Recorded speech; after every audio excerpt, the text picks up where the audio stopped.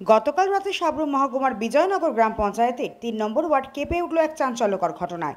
এলাকার এক গৃহবধূ গায়ে কেরোসিন ঢেলে আগুনে ঝলসে আত্মহত্যার পথ বেছে নেন। ভোরে বাড়ির পাশে রাবার বাগান থেকে উদ্ধার হয় তার নিথর দেহ। পুলিশ সূত্রে জানা যায়, মৃত গৃহবধূর নাম অনিমা দে, বয়স ৫৬ বছর।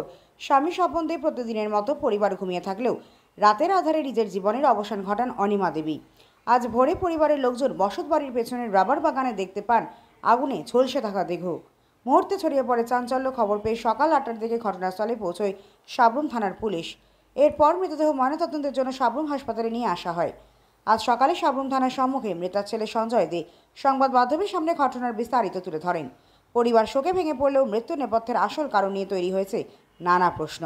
পুলিশ ইতিমধ্যেই তদন্ত শুরু করেছে। আত্মহত্যার নেপথ্যে পারিবারিক কোনো কারণ নাকি অন্য কিছু তা খতিয়ে দেখছে তদন্তকারীরা।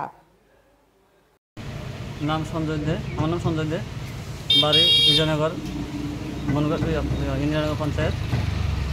মা অনেক থেকে অসুস্থ ছিল, পায়ের সমস্যা থেকে অনেক প্রায় দেড় বছরের উপরে তারপরে যখন কালকে রাত্রে তো কী হলে তো কিছু কইতাম পারি না।